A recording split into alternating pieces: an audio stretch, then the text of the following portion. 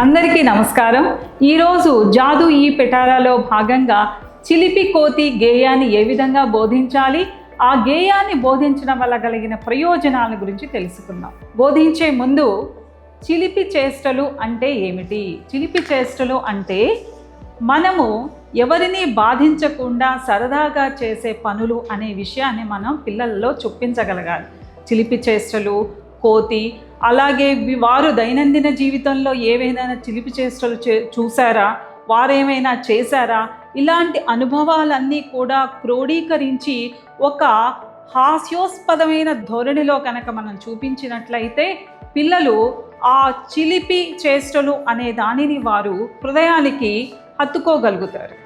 కాబట్టి ఈ విధంగా పిల్లలను ఆ గేయానికి సంసిద్ధులుగా చేసి ఉపాధ్యాయుడు ఈ చిలిపి కోతి అనే గేయాన్ని రాగాలాపనతో హావభావాలతో పాడి అభినయించి చూపించగలిగినట్లయితే చిలిపి చేష్టలు, అలాగే ఆ చిలిపి కోతి ఏమి చేసింది, ఏం జరిగింది, ఆ కథ ద్వారా ప్రతి సన్నివేశంలో ఈ కథ యొక్క ప్రత్యేకత ఏమిటి అంటే ప్రతి సన్నివేశంలో కూడా కొంత నీతిని అనేది, ఒక నైతిక విలువలను మనం బోధించడం జరుగుతోంది.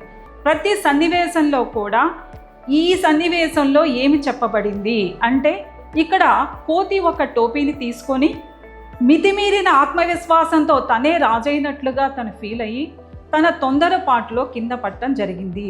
కాబట్టి గర్వం అనేది పతనానికి నాంది అనే విద్యతో పాటు వినమ్రత, క్రమశిక్షణ, విధేయత అనేది కూడా చాలా ముఖ్యమని పిల్లలకి ఈ కథ ద్వారా మనం బోధించాల్సి ఉంటుంది.